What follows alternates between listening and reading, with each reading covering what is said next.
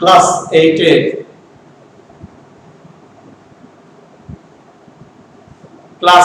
এর ছাত্রছাত্রীরা, আমরা গত ক্লাসে তোমাদেরকে আমি কোষে দেখি 12 প্রশ্নমালার 13 নম্বর পর্যন্ত করিয়েছিলাম।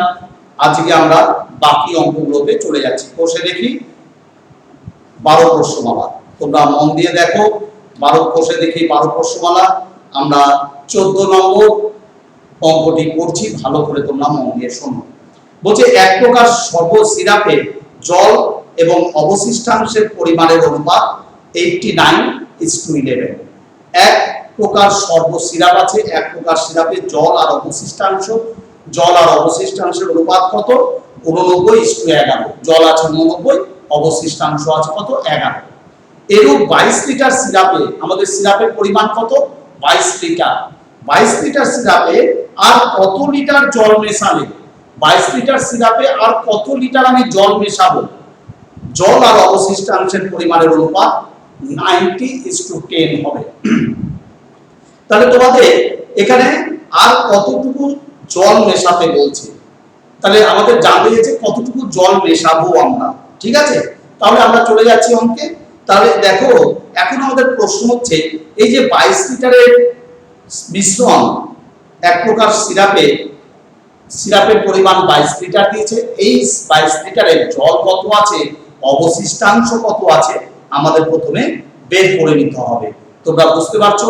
তাহলে দেখো, আমরা চলে যাচ্ছি পরে 14 নম্বর অঙ্ক। খুব ভালো করে দেখবে। কোষে দেখি 12 প্রশ্নমালা 14 নম্বর অঙ্ক।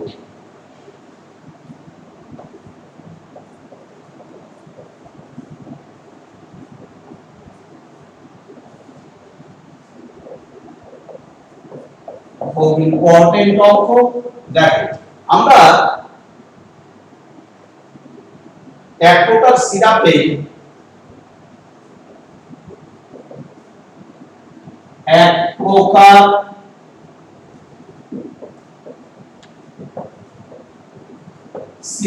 কি কি আছে?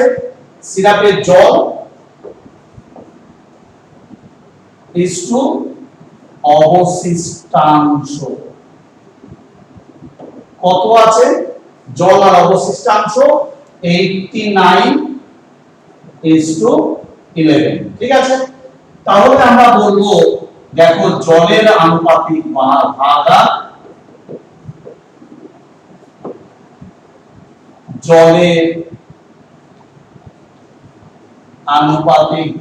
কত? 89/89 প্লাস 11, এত অংশ সমান সমান আমরা বলবো 89/9 আর একে 10 এর 0, 8 আর একে 9 একে 10, 100। আর অবশিষ্টাংশের আনুপাতিক ভাগার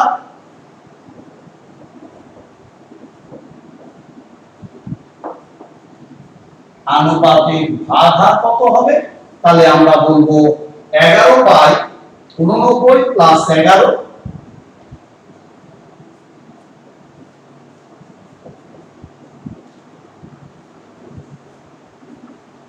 আমরা বলবো 11/100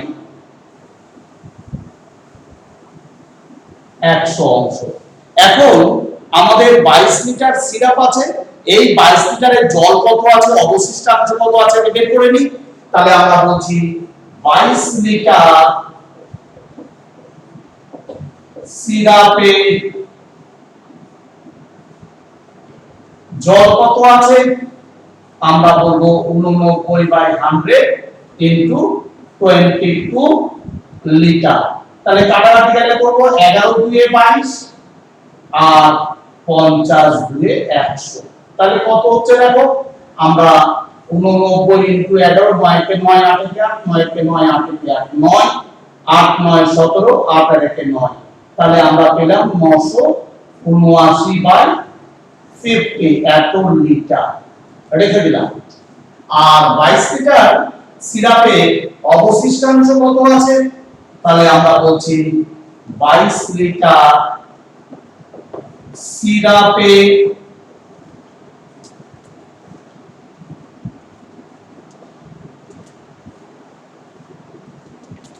অবশিষ্টাংশ আছে, তাহলে আমরা বলবো 11/100 ইনটু 22 লিটার। তাহলে 11 দিয়ে 22, 50 দিয়ে 100, তাহলে 121/50 লিটার। আমরা দুটো পেয়ে গেলাম।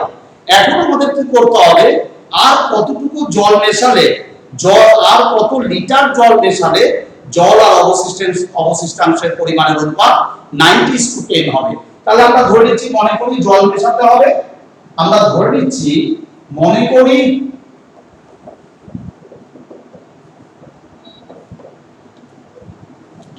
জল মেশাতে হবে x লিটার।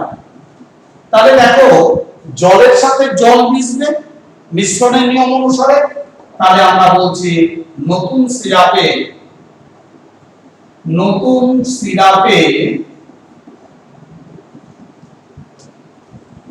জলের পরিমাণ বেড়ে হয় কত, আমরা বলবো দেখো জল ছিল তোমার কত 979/x প্লাস 979/50 এত লিটার। ঠিক আছে, লসাগু তো করা যাবে না, আমরা যেটুকু করা যাবে ওইটুকু করে রেখে দিচ্ছি এত লিটার। ঠিক আছে, এই অবধি করা যাবে, আর কিছু করা যাবে না।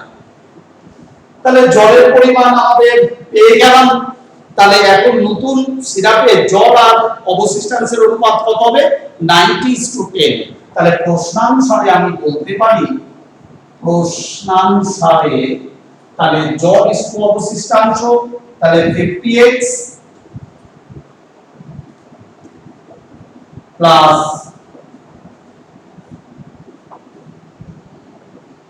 ইস্টু কত অবশিষ্টাংশ 121 এর 50 ইকুয়ালস টু 90 ইস্টু কত 90:10।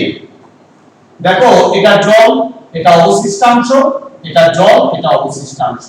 তাহলে দেখো আমরা কি করতে পারি, আমাদের 50 আমাদের বাদ হয়ে যাবে। দেখো কিভাবে বাদ হয়ে যাচ্ছে,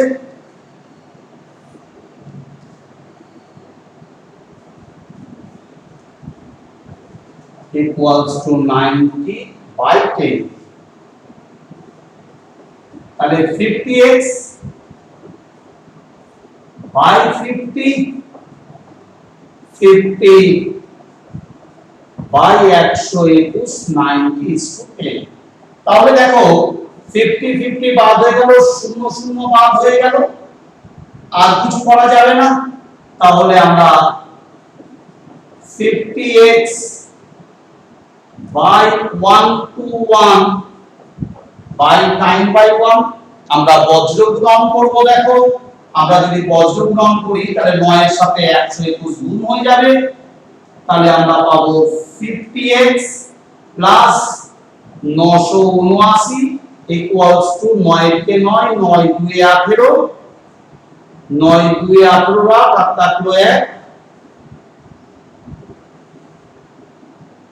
9 কে 9 1 এ 10।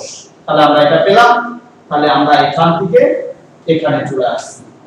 ঠিক আছে, তাহলে 50x ইকুয়ালস টু কি হবে, 50x ইকুয়ালস টু 1089 মাইনাস 979। তাহলে 50x 9 9 0, 7 আছে 8, 1 হলে 9 আছে 10, 1 হলে, তাহলে অর x ইকুয়ালস টু 0 0 কেটে দিলাম আমরা। তাহলে কি হবে দেখো 5 2 এ 10,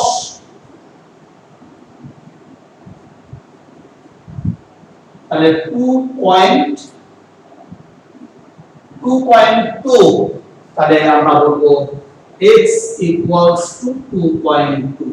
তাহলে আমরা কত লিটার মিশিয়েছি, আমরা মিশিয়েছি হচ্ছে 2.2 লিটার জল মিশিয়েছি। অর্থাৎ উত্তর তোমরা ভালো করে দেখে নাও অঙ্কটা।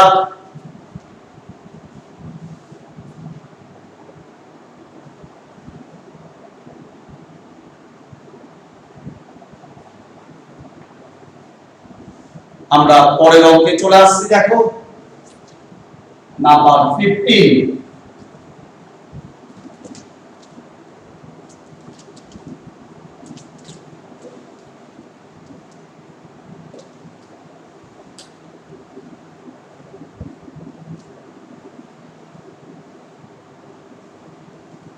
আমরা চলে গেলাম নাম্বার 15 এ। বলছে তিনটি বোতলের আয়তনের পরিমাণের অনুপাত। তিনটি বোতল আছে যাদের আয়তন দিয়েছে, প্রথম বোতলের আয়তন 5, দ্বিতীয় বোতলের আয়তন 3 আর তৃতীয় বোতলের আয়তন হচ্ছে 2। 5:3:2 তিনটি বোতলের আয়তন দিয়ে দিয়েছে।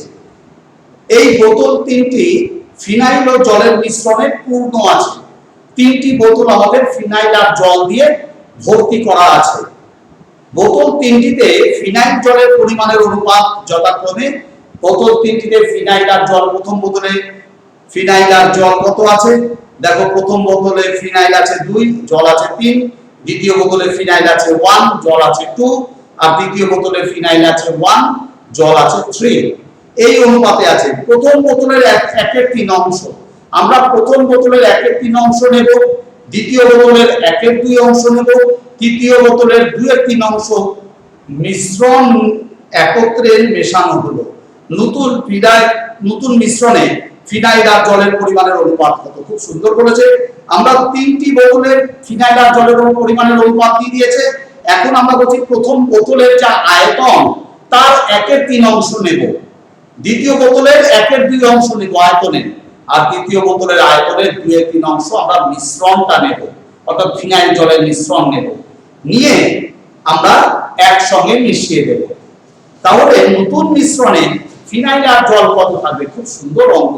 তাহলে আমরা চলে যাচ্ছি, তিনটি বোতলের আয়তনের পরিমাণের অনুপাত দিয়েছে। তাহলে তিনটি বোতলের আয়তনের পরিমাণের অনুপাত দিয়েছে, আমরা অনুপাতগুলোকে ধরে নিতে পারি। প্রথম বোতলের আয়তন 5x একক, দ্বিতীয় বোতলের আয়তন 3x একক আর তৃতীয় বোতলের আয়তন 2x একক। আমরা এটা ধরে নিচ্ছি। তাহলে দেখো আমরা প্রথমেই ধরে নিচ্ছি তিনটি বোতলের আয়তনের পরিমাণের অনুপাত আমাদের কত? নাম্বার 15। আমরা বলছি দেখো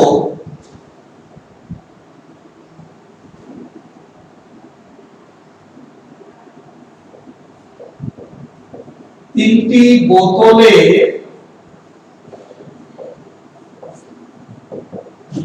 আয়তনের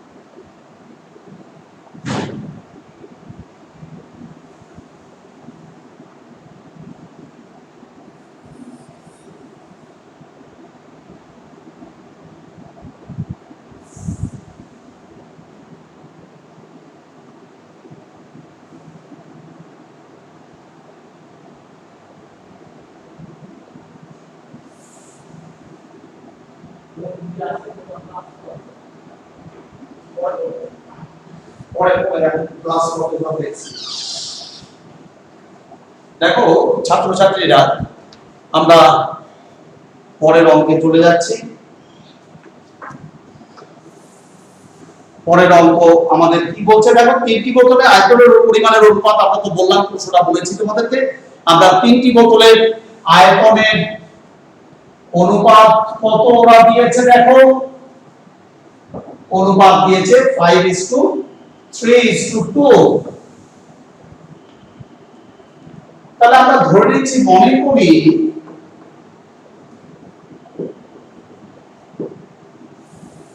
প্রথম বোতলে আয়তন 5x একক, দ্বিতীয় বোতলের আয়তন 3x একক, তৃতীয় বোতলের আয়তন 2x একক। আমরা ধরে নিলাম তিনটি বোতলের আয়তনকে আমরা ধরে নিলাম। এবার আমরা কি করছি, এই তিনটি বোতলে ফিনাইল আর জলের পরিমাণের অনুপাতও আমাদের দিয়ে দিয়েছে প্রশ্নপত্রে। এখন বলছে আমরা তাহলে প্রথম বোতলের কত অংশ নেব, আয়তনের 1/3 অংশ নেব। তাহলে প্রথম বোতলে আয়তনের 1/3 অংশ সমান সমান কত, আমরা দেখো প্রথম বোতলে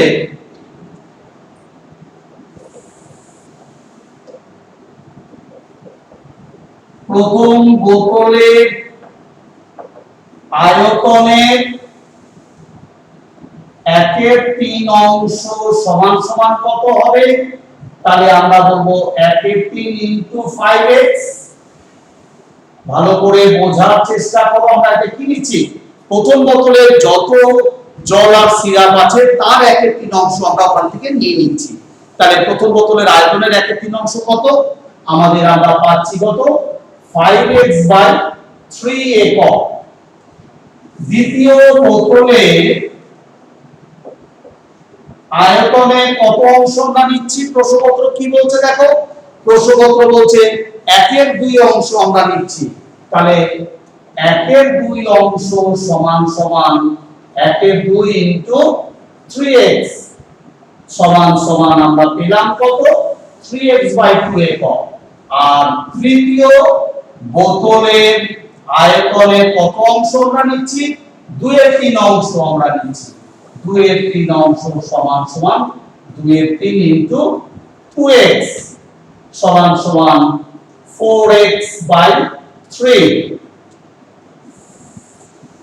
একক। ঠিক আছে, আমরা এবার কি করছি দেখো, এই মিশ্রণগুলো আমরা নিয়ে একত্রে মিশিয়ে দিয়েছি।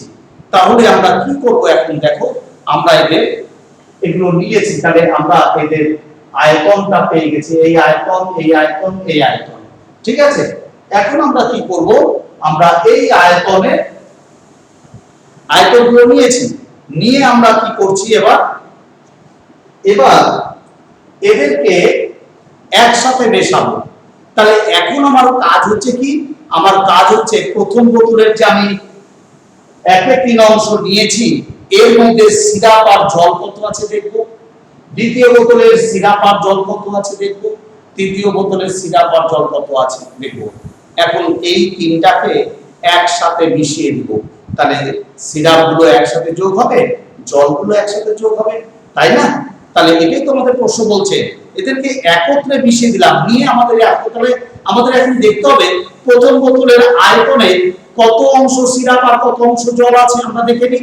তাহলে আমরা দেখো, এবার আমরা বলছি যে কোথায় গেল দেখো, আমাদের বলছে যে বোতল তিনটিতে ফিনাইল আর জলের অনুপাত। তাহলে আমরা বলছি দেখো যে প্রথম বোতলে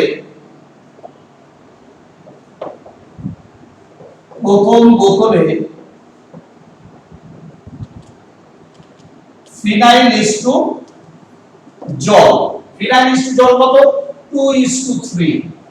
তাহলে আমরা বলবো এই প্রথম বোতলে ফিনাইল এততে ফিনাইল কত আছে, তাহলে আমরা বলবো 5x/3 একক।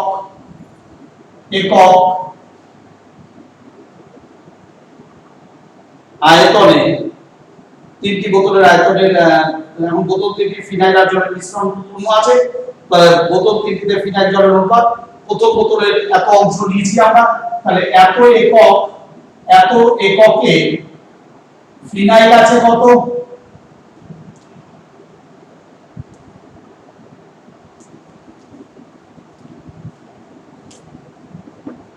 তাহলে আমরা বলবো 2/2 যোগ 3 ইনটু 5x/3 একক সমান সমান আমরা কি বলবো 2/5 ইনটু 5x/3 5 5 আমাদের কেটে গেল 2x/3 আমরা পেলাম। আচ্ছা দ্বিতীয় তাহলে আমরা বলবো 5x/3 এককে জল আছে, ঠিক আছে, তাহলে জল কত আছে আমরা দেখব, তাহলে জল হচ্ছে জলের অংশ হচ্ছে 3/2 প্লাস 3 ইনটু 5x/3 একক, তাহলে কত হচ্ছে দেখো 3/5 ইনটু 5x/3 3 কেটে গেল 5 5 কেটে গেল x একক, এত একক, ঠিক আছে, x একক। দ্বিতীয় বোতলে আমরা বলবো দ্বিতীয় বোতলে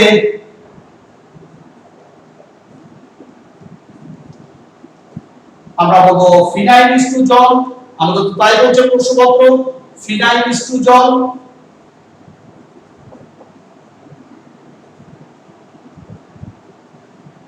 কত, দেখো ফিনাইল হচ্ছে আমাদের 1:2, তাহলে আমরা বলবো 3x, এটা দ্বিতীয় বোতলের আয়তন, তাহলে আমরা বলবো 3x/2 এককে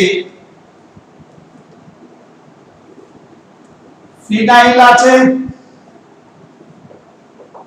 তাহলে কত বলবো 1/1 প্লাস 2 ইনটু 3x/2 একক, তাহলে আমরা কি বলবো 1/3 ইনটু 3x/2,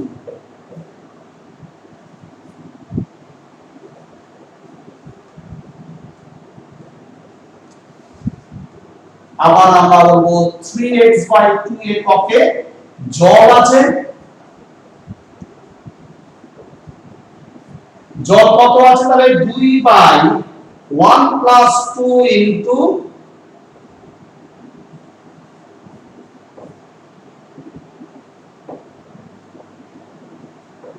তাহলে আমরা দেখো 2 এর 3 ইনটু 3x/2 বলবো,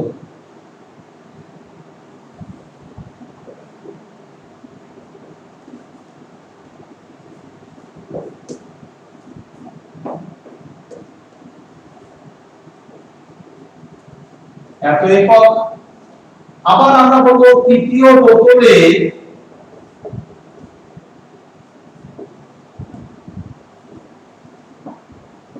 জল ইসটু ফিনাইল কত, জল ইসটু ফিনাইল তৃতীয় বোতলে কত আছে 1:3, তাহলে আমরা বলবো 4x/3 এককে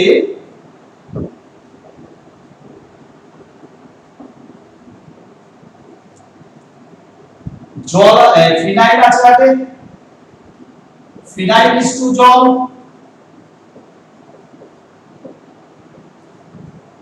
ফিনাইল ইসটু জল, আগে তো ফিনাইল রয়েছে তারপরে জল আছে তাই না, তাহলে ফিনাইল ইসটু জল, তাহলে এত এককে ফিনাইল আছে, তাহলে কত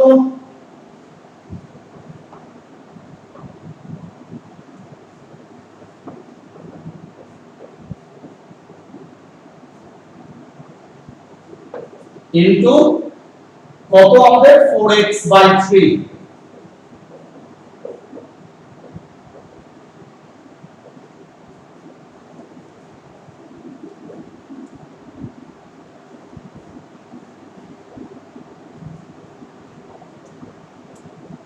আর আমাদের এককে জল আছে কত, তাহলে তোমরা দেখতে পাচ্ছ 3/1 প্লাস 3 ইনটু 4x/3,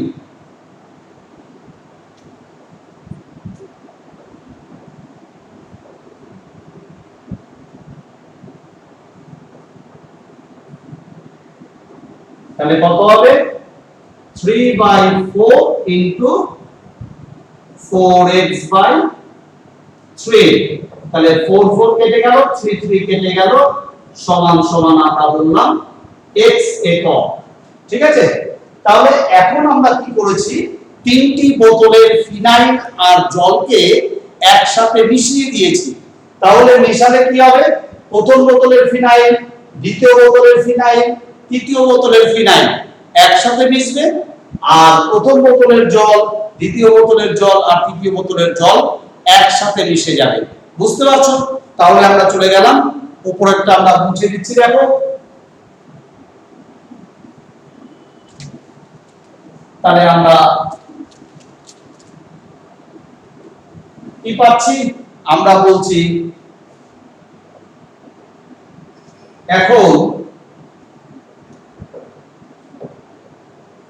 এখন তিনটি বোতলে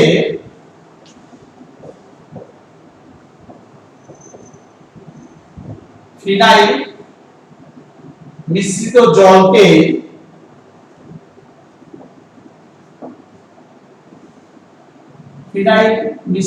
জলকে একটি বড় পাত্রে ঢালা হলো। আমরা একটা বড় পাত্রে ঢেলে দিলাম। তাহলে নতুন পাত্রে মোট ফিনাইল থাকবে কত, তাহলে নতুন পাত্রে ফিনাইলের মোট পরিমাণ হবে কত,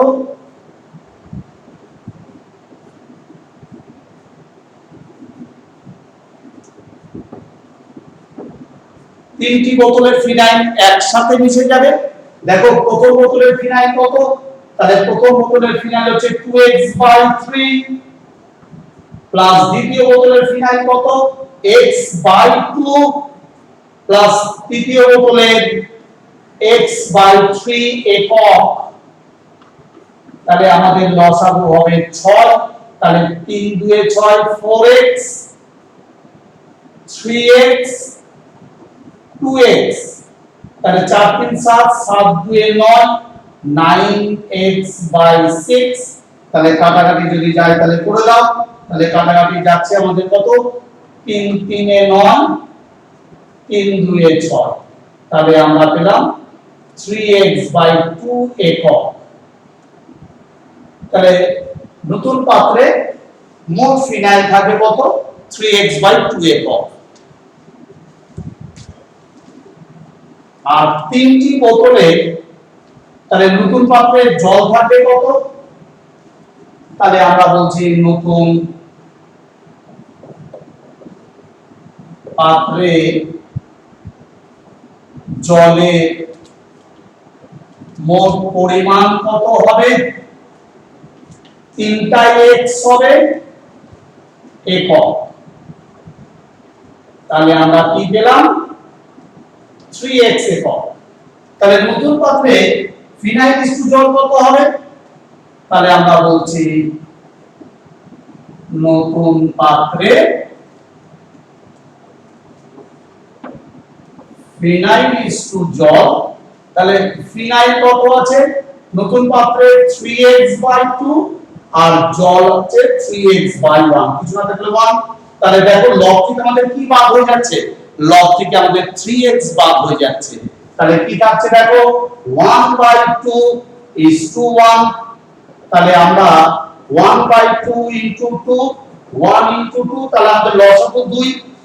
আমাদের একের নিচে 1 আছে, 1 আর 2 এর লসাগু কত 2, 2 দিয়ে দুটোকে গুণ করব, পূর্ণ সংখ্যার অনুপাতে প্রকাশ করতে গেলে এটা করতে হয়। তাহলে আমরা চলে যাচ্ছি 2 2 কেটে গেল, 1:2 আমাদের অ্যানসার। তাহলে আমাদের উত্তরটা কি পেলাম আমরা, 1:2। তাড়াতাড়ি তোমরা ঢুকে নাও, আমাদের উত্তর হচ্ছে 1:2।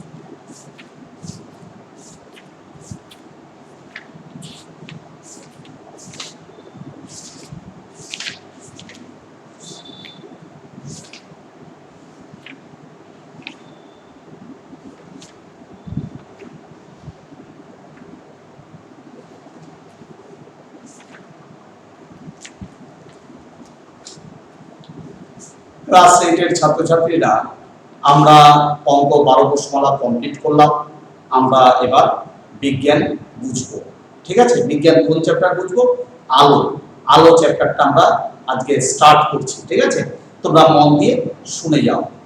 বলছে এক মুখ খোলা একটা বাক্স নিতে বলছে আমাদেরকে। একটা মুখ খোলা, বাকি দিকগুলো বন্ধ, বা বাকি যে দিকগুলো আছে সেই দিকগুলো বন্ধ থাকছে, সামনের দিকটা হয়তো আমরা খুলে রেখেছি। ছবির মতো করে বাক্সের ভেতরে একটা ইরেজার রাখো। তোমরা ছবির মতো করে দেখো, তোমাদের প্রত্যেকের বইয়ে ছবি রয়েছে, সেই ছবির মতো করে আমরা একটা ইরেজার রেখে দিলাম। এবার রেখে তা সমতল আয়নার সামনে রাখো।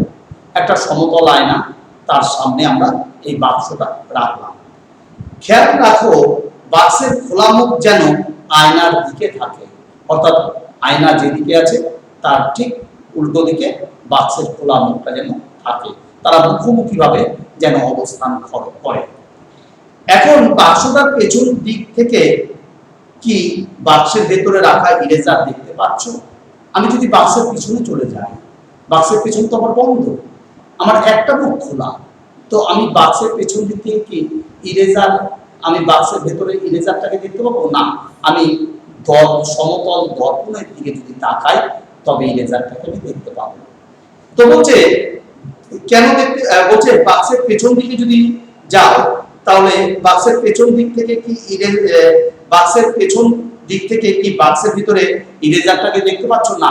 বাক্সের পেছন দিকটা তো আমাদের বন্ধ, তো বাক্সের পেছন দিক থেকে যদি তাকাই তাহলে আমি বাক্সের ভিতরে যে ইরেজারটা রেখেছি সেটা কিন্তু কখনোই দেখতে পাবো না, কেন? বাক্সের পেছন দিকটা বন্ধ। এবার বলছে কেন দেখতে পাচ্ছ না? কারণ বাক্সের পেছন দিকটা আমাদের বন্ধ। এবার আয়নার দিকে দেখো তো, হ্যাঁ, এবার যদি আমি বাক্সের পিছন দিক থেকে আয়নার দিকে তাকাই তাহলে কিন্তু অবশ্যই আমি ইরেজারটিকে বাক্সের মধ্যে আমি যেখানে রেখেছিলাম সেখানেই দেখতে পাবো। তো এখন কি ইরেজারটি কি তুমি দেখতে পাচ্ছ? অবশ্যই দেখতে পাচ্ছি। তো বলছে তুমি জানো যে তুমি যেটা দেখতে পাচ্ছ সেটা আসলে ইরেজারের কি? আমি যেটা দেখতে পাচ্ছি সেটা কিন্তু ইরেজারের আসল ইরেজার দেখতে পাচ্ছি না, কিন্তু আমি ইরেজারের কি দেখছি? আমি ইরেজারের প্রতিবিম্ব দেখতে পাচ্ছি। আমরা আয়নাতে যেটা তৈরি হয়, সেটা আমরা প্রতিবিম্ব বলি, ঠিক আছে? আমরা প্রতিবিম্ব দেখতে পাচ্ছি, কার? ইরেজারের প্রতিবিম্ব। আর এই প্রতিবিম্ব কি প্রকৃত ইরেজারের অবস্থান দেখতে পাচ্ছ? আমরা কি এই প্রতিবিম্বে ইরেজারের প্রকৃত অবস্থান দেখতে পাচ্ছি? তো এই ক্ষেত্রে দেখতে পাচ্ছ না, কখনোই প্রকৃত অবস্থান আমরা দেখতে পাচ্ছি না, কারণ আয়নাতে আমরা ইরেজার যেখানে রেখেছিলাম আয়নাতে কিন্তু ঠিক আমরা সেই প্রকৃত অবস্থান কখনোই দেখতে পাবো না। তো বলছে যে এক্ষেত্রে ইরেজার থেকে আসা আলোক রশ্মি আয়নায় এসে প্রতিফলিত হয়েছে, প্রতিফলিত হয়ে ইরেজার আলোক রশ্মি এসে ইরেজারে পড়েছে। ইরেজার থেকে আলোক রশ্মি কোথায় গেছে? আয়নাতে গেছে। আয়না থেকে কোথায় যাচ্ছে? তোমার চোখে যাচ্ছে, তবেই তুমি দেখতে পাচ্ছ। আলোক রশ্মি কোথায় এসে পড়েছে? ইরেজারে এসে পড়েছে। ইরেজার থেকে আলোক রশ্মি কোথায় বিক্ষিপ্ত হয়েছে? আয়নাতে গিয়ে পড়েছে। আয়না থেকে কোথায় যাচ্ছে? তোমার চোখে যাচ্ছে, তবে তুমি ইরেজারটাকে দেখতে পাচ্ছ। তাহলে এক্ষেত্রে ইরেজার থেকে আসা আলোক রশ্মি আয়নায় প্রতিফলিত হয়ে তোমার চোখে পৌঁছেছে, সরাসরি তোমার চোখে এসে পৌঁছায়নি। তোমার চোখে কি সরাসরি পৌঁছেছে? না, আলোক রশ্মি প্রথমে ইরেজারে এসে পড়েছে। ইরেজার থেকে কোথায় গেছে? আয়নাতে গেছে আলোক রশ্মি, এবং আলোক রশ্মি আয়না থেকে কোথায় গেছে? তোমার চোখে গেছে। তাহলে কিন্তু সরাসরি আলোক রশ্মি ইরেজার থেকে তোমার চোখে যায়নি। ইরেজার থেকে আলোক রশ্মি যদি তোমার চোখে যেত তাহলে তুমি কিন্তু ইরেজারটাকে সঠিক স্থানে দেখতে পেতে, কিন্তু আমরা তো তা হচ্ছে না। তাহলে দেখো, আবার খালি বালতিতে জল ঢালার পর বালতির তলদেশ উপরের দিকে উঠে এসেছে বলে মনে হয়, এটা তোমরা ক্লাস 7-এই করেছিলে। তো আমরা যদি খালি বালতিতে জল ভর্তি করি তাহলে দেখবো বালতির তলদেশে যদি আমরা লম্বভাবে তাকাই তাহলে দেখবো যে বালতির তলদেশ খানিকটা উপরের দিকে উঠে এসেছে বলে মনে হয়, কিন্তু এটা, হ্যাঁ, এক্ষেত্রেও বালতির তলদেশ থেকে আসা আলোক রশ্মিগুচ্ছ ঘনতর মাধ্যম থেকে লঘু মাধ্যমে এসে পৌঁছাচ্ছে। তখন বলছে আমরা পেরিয়ে আলোক রশ্মি লঘু মাধ্যমে পৌঁছায়। সেই সব আলোক রশ্মি জল আর বায়ু মাধ্যমে দিকের তল থেকে গতিপথ পরিবর্তন করে আমাদের চোখে এসে পৌঁছায়। ফলে আমরা কিন্তু বালতির সঠিক অবস্থানটা দেখতে পাই না, তার প্রকৃত অবস্থান দিয়ে কিছুটা উপরে দেখতে পাই, তাই না? কেন? জল হচ্ছে ঘন মাধ্যম, আর আমরা যেখানে আছি সেটা হচ্ছে বায়ু মাধ্যম। তাহলে আলোকরশ্মি বালতির তলদেশ থেকে আলোকরশ্মি অর্থাৎ ঘন মাধ্যম থেকে বায়ু মাধ্যমে প্রতিফলিত হচ্ছে, ফলে আমরা কি দেখতে পাবো? আমরা ঘন মাধ্যম থেকে বায়ু মাধ্যমে যখন আলোকরশ্মি প্রতিসৃত হয় তখন আলোকরশ্মি বেঁকে যায়, অভিমুখ বেঁকে যায়, ফলে আমরা বালতির তলদেশের প্রকৃত অবস্থান থেকে খানিকটা উপরের দিকে দেখতে পাই। তোমরা আশা করি বুঝতে পারছো। তো বলছে যে সেই রকম আলোকরশ্মি জল আর বায়ু মাধ্যমে বিভেদ তল থেকে গতিপথ পরিবর্তন করে নির্দিষ্ট অবস্থানে দর্শকের চোখে এসে পড়ে। এক্ষেত্রে আলো সরাসরি দর্শকের চোখে পৌঁছাচ্ছে না, আলো কিন্তু সরাসরি আমাদের চোখে এসে পৌঁছাচ্ছে না, তাই ফলে বালতির তলদেশের কিছুটা উপরে আমরা দেখতে পাই, তাই বালতির তলদেশের প্রতিবিম্ব আমরা দেখতে পাই।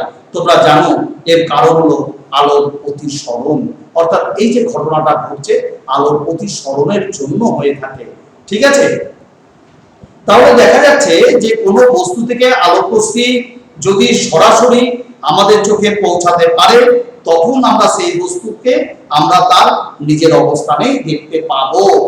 তাহলে বুঝতে পারছো, যদি কোনো বস্তু থেকে আলোকরশ্মি সরাসরি আমাদের চোখে এসে পৌঁছায় তাহলে আমরা বলবো বস্তুটি সঠিক স্থানে আছে, আর যদি আলোকরশ্মি সরাসরি আমাদের চোখে এসে যদি না পৌঁছায়, যদি অন্য কোনো মাধ্যমের মধ্য দিয়ে আমাদের চোখে এসে পৌঁছায় তাহলে কিন্তু আমরা বস্তুটিকে তার সঠিক স্থানে কখনোই দেখতে পাবো না। আমার কথা বুঝতে পারছো তো?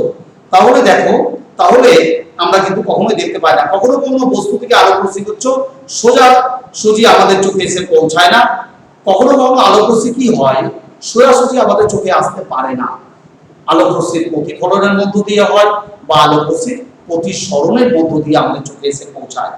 তখন তখন তখন চোখ আলোকরশ্মির এই বাঁকা পথ কিন্তু অনুসরণ করতে পারে না, তখন ফলে আমরা চোখ অন্য কোনো স্থানে বস্তুর প্রতিবিম্ব দেখি, তখন আমরা কি করি? বস্তুটাকে ওই স্থানের জায়গায় অন্য স্থানে দেখতে পাই। আমার কথা বুঝতে পারছো? তাহলে প্রতিবিম্ব সৃষ্টির পিছনে দুটো কারণ। প্রতিবিম্ব সৃষ্টি হয় কি কি কারণে? দুটো কারণে, আলোর প্রতিফলনে হয় আর আলোর প্রতিসরণে হয়, দুটো কারণে বস্তুর প্রতিবিম্ব সৃষ্টি হয়। তুমি আয়নার পেছনে যদি একটা পর্দা রাখো তবে কি আয়নায় সৃষ্ট প্রতিবিম্ব কি তুমি পর্দায় ফেলতে পারবে?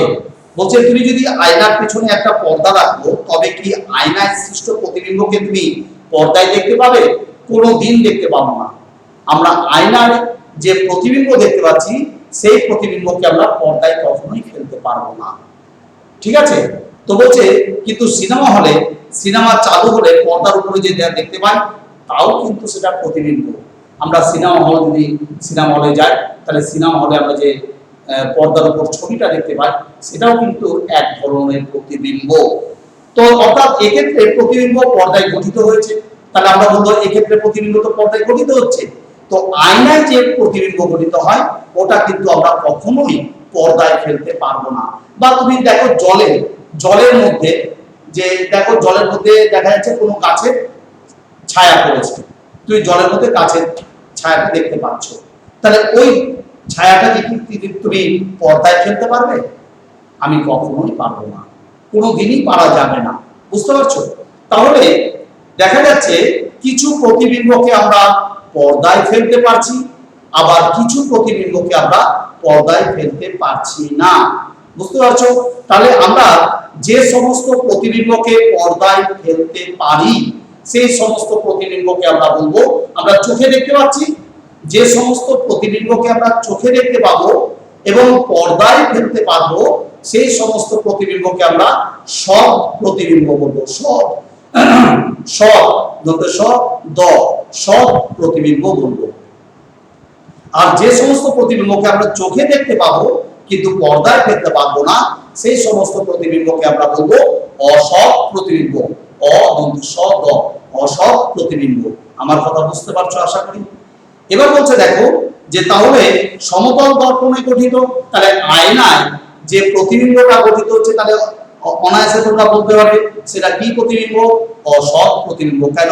আমরা যখন আয়নায় আমাদেরকে দেখি সেটা কিন্তু কখনোই আমরা ওটা পর্দায় ফেলতে পারবো না। তাহলে আয়নায় গঠিত প্রতিবিম্ব অসৎ প্রতিবিম্ব। পুকুরের জলে যে আমরা গাছের ছায়াটা পড়ছে যে প্রতিবিম্বটা দেখতে পাচ্ছি সেটাও কিন্তু অসৎ প্রতিবিম্ব। ঠিক আছে? মরুভূমির যে মরীচিকা আমরা দেখতে পাই সেটাও কিন্তু একটা অসৎ প্রতিবিম্ব। বুঝতে পারছো প্রত্যেকে? তাহলে এই কারণে এবার একটা আতশ কাঁচ নাও। আতশ কাঁচ ম্যাগনিফাইং গ্লাস, তোমরা সকলেই জানো ম্যাগনিফাইং গ্লাসকে আমরা বাংলায় আতশ কাঁচ বলি। এই আতশ কাঁচ নাও, এবার রোদের মধ্যে মেঝের উপরে রাখা একটা সাদা কাগজের টুকরো ধরো। এবার দেখতে পাবে যে কাগজটি একটা একটা ছোট গোল আকৃতির চাকরি দেখতে পাচ্ছ কিনা। আমরা সূর্যের আলোয় আতশ কাঁচটি ধরলাম এবং আমরা মেঝেতে একটা সাদা কাগজের উপর আতশ কাঁচটা এটা ধরলাম। সূর্যের আলো আতশ কাঁচের মধ্য দিয়ে সাদা কাগজে গিয়ে পড়ছে।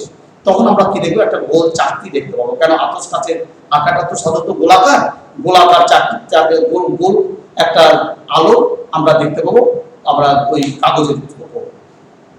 এটাই সূর্যের কিন্তু প্রতিবিম্ব।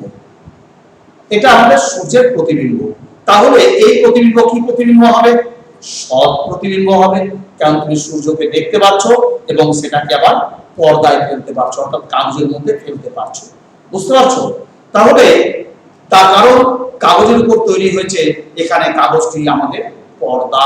আমি যেটা বললাম তোমাদেরকে, তাহলে সূর্যকে আমরা চোখে দেখতে পাচ্ছি এবং সেটাকে আমরা কাগজের মধ্যেও ফেলতে পারছি। তাহলে সূর্যের প্রতিবিম্ব সৎ প্রতিবিম্ব। এবার পাশের একটা চিত্র খেয়াল করতে বলছে। চিত্রটা দেখো, বলছে এ বিন্দু থেকে আসা আপতিত আলোকরশ্মি এবি আলোকরশ্মি দেখো এল এম ড্যাশ সমতলে আয়নাতে প্রতিফলনের পর বি এর পথে ফিরে যাচ্ছে। আমরা একটু এই চিত্রটা এঁকে নিই, এঁকে তোমাদেরকে বুঝিয়ে দিই। দেখো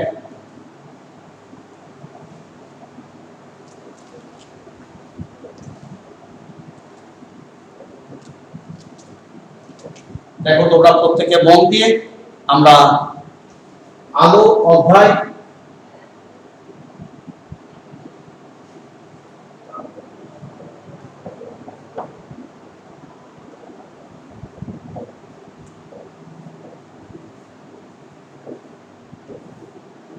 অধ্যায় হচ্ছে আমাদের আলো। তোমরা মন দিয়ে দেখো। তো বলছে দেখো যে আমরা এটা একটা সমতল দর্পণ বা আয়না বলতে পারি এটাকে আমরা। দেখো এখানে আমরা একটা সোজা ভাবে এ বিন্দু এটা আমাদের ভালো করে দেখো। এবার আমরা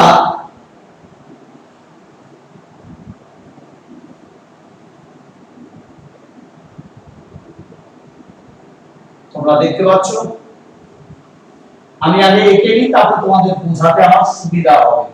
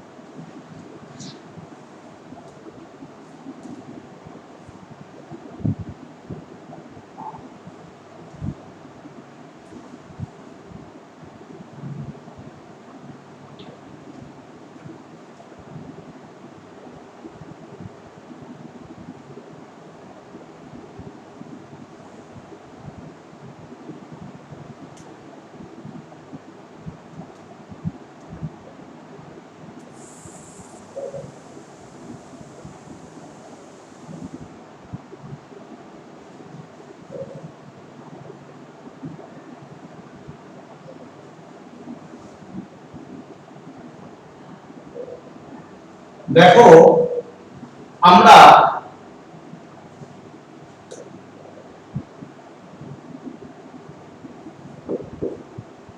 একটু মন দিয়ে দেখো তোমরা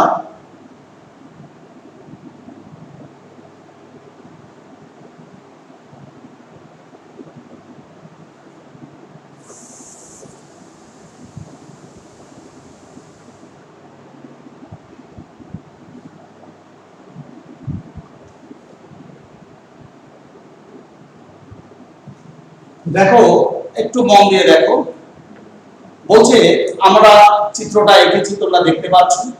আমরা বলছি এ বিন্দু থেকে আলোক রশ্মি,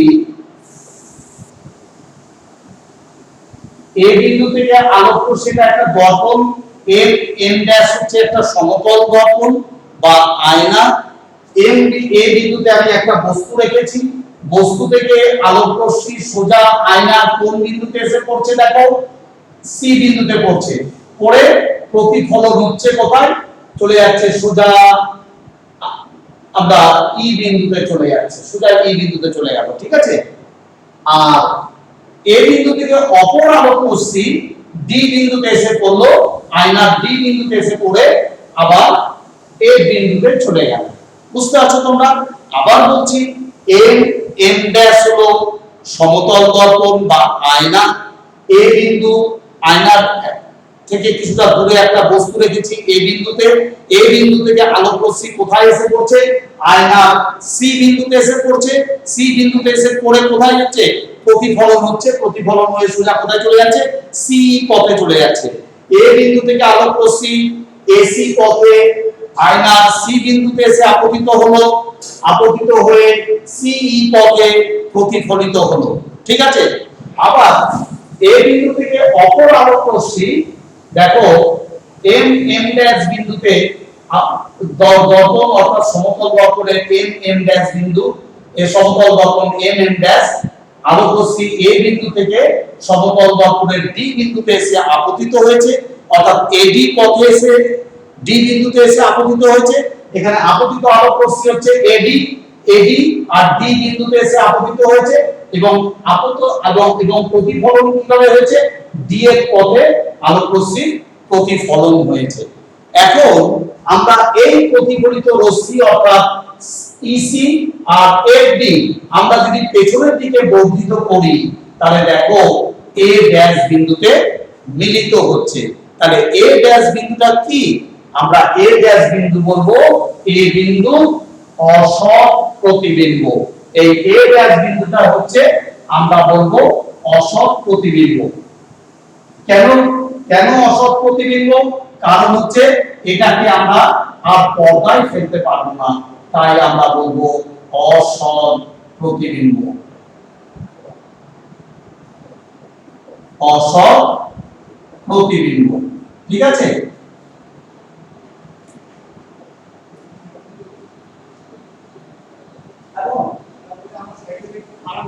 আচ্ছা,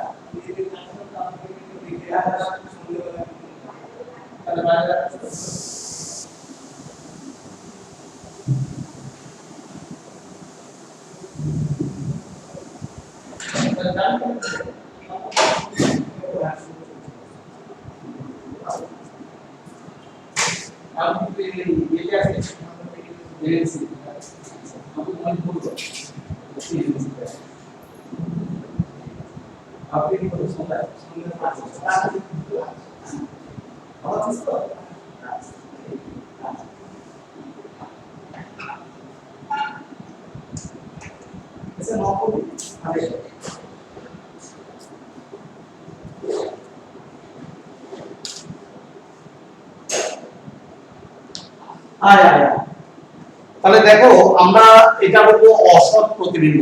আমরা এটা দেখাচ্ছি কেন, এটা তোমাদের দেখাচ্ছি অসৎ প্রতিবিম্ব কিভাবে গঠিত হয়, বুঝতে পারছো?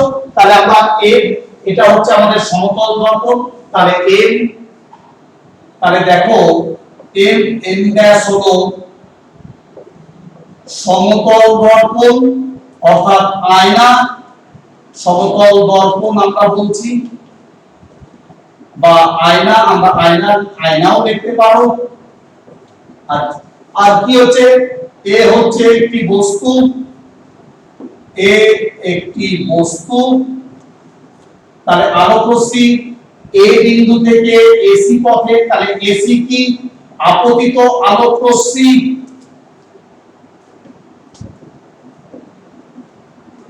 আমরা এগুলো লিখে দিলাম তোমাদের, আপতিত আলোক রশ্মি। আর সিই, সি হচ্ছে প্রতিফলিত আলোক রশ্মি, প্রতিফলিত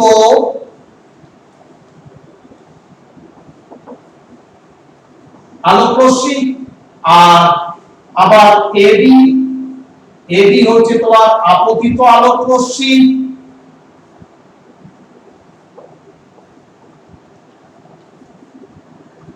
আর এফডি হচ্ছে,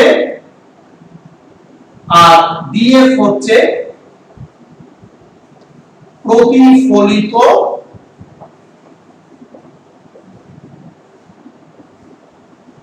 আলোক রশ্মি। বুঝতে পারছো তোমরা? তাহলে প্রতিফলিত আলোক রশ্মি হচ্ছে এখানে ডিএফ।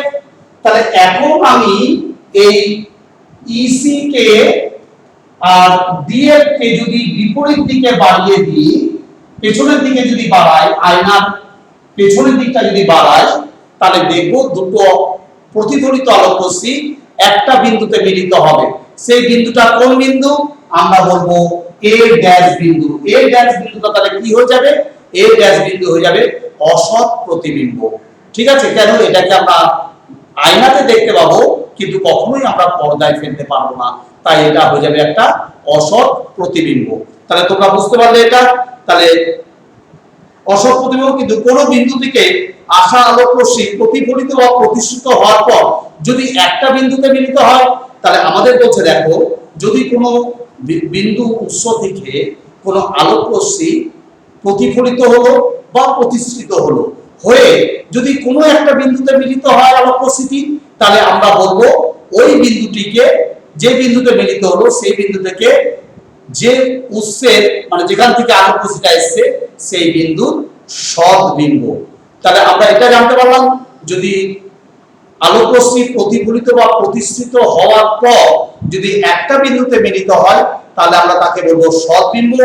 আর যদি আলোক রশ্মি প্রতিফলিত বা প্রতিসৃত হওয়ার পর যদি কোনো বিন্দুতে মিলিত যদি না হয়, বা ওই বিন্দু থেকে যদি অপসৃত হচ্ছে বলে মনে হয় বা বেরিয়ে যাচ্ছে বলে মনে হয়, তখন আমরা তাকে বলবো অসৎ বিন্দু।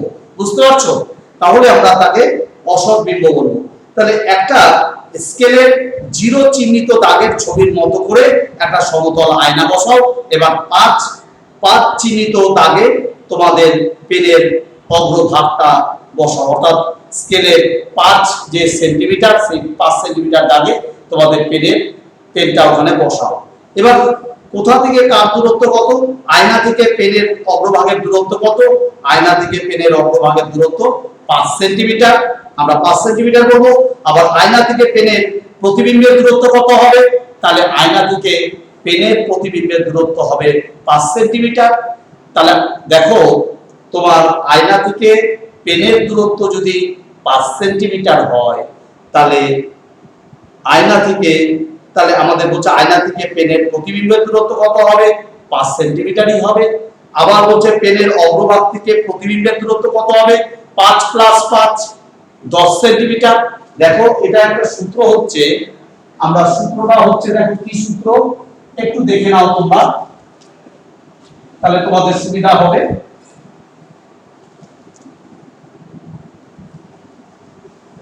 সূত্রটা হচ্ছে, আমরা আয়না থেকে বস্তুর দূরত্ব, আয়না থেকে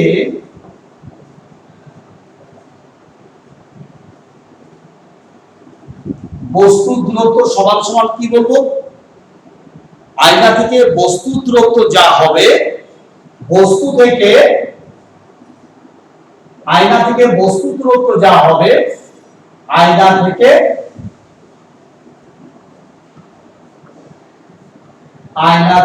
প্রতিবিম্বের দূরত্ব, আয়না থেকে প্রতিবিম্বের দূরত্ব তাই হবে। তাহলে আমরা বলবো আয়না থেকে বস্তুর দূরত্ব যদি 5 সেন্টিমিটার হয়, তাহলে আয়না থেকে প্রতিবিম্বের দূরত্ব 5 সেন্টিমিটার হবে। বুঝতে পারছো? তাহলে এবার তাহলে বস্তু থেকে প্রতিবিম্বের দূরত্ব কত হবে? বস্তু থেকে প্রতিবিম্বের দূরত্ব, তাহলে বস্তু থেকে আয়নার দূরত্ব 5, আবার আয়না থেকে প্রতিবিম্বের দূরত্ব আরো 5। বুঝতে পারছো? তাহলে 5 + 5 10 সেমি হবে তোমাদের এই জায়গাটা। তাহলে আমরা বলবো 10 সেন্টিমিটার। তাহলে সমতল আয়না থেকে বস্তু আর সমতল আয়না থেকে প্রতিবিম্বের দূরত্বের মধ্যে সম্পর্ক কি? তারা পরস্পর সমান। তাহলে এবার পেনের অগ্রভাগ আয়না থেকে যদি 3 সেন্টিমিটার দূরে অর্থাৎ 8 সেন্টিমিটার ঘরে নিয়ে যাও, তাহলে দেখো তো পেনের অগ্রভাগ আর আয়নার মধ্যে দূরত্ব, পেনের অগ্রভাগ আর আয়নার মধ্যে দূরত্ব তাই হবে 8 সেন্টিমিটার হবে। তাহলে এবার আয়না থেকে পেনের অগ্রভাগ 3 সেন্টিমিটার এগিয়ে নিয়ে কমিয়ে পরীক্ষাটি করো, তাহলে বোঝা গেল যে আয়না থেকে বস্তুর দূরত্ব যদি কমান তাহলে বা বাড়ায়, বস্তু থেকে প্রতিবিম্বের দূরত্ব দ্বিগুণ বাড়ে বা কমে। অর্থাৎ আয়না থেকে বস্তুর যা দূরত্ব হবে আয়না থেকে প্রতিবিম্বের দূরত্ব তাই হবে। বুঝতে পারছো? যদি আয়না থেকে বস্তুর দূরত্ব কমায় তাহলে আয়না থেকে প্রতিবিম্বের দূরত্ব কমে যাবে, আবার আয়না থেকে যদি বস্তুর দূরত্ব বাড়ায় তাহলে আয়না থেকে প্রতিবিম্বের দূরত্ব বেড়ে যাবে। বুঝতে পারছো?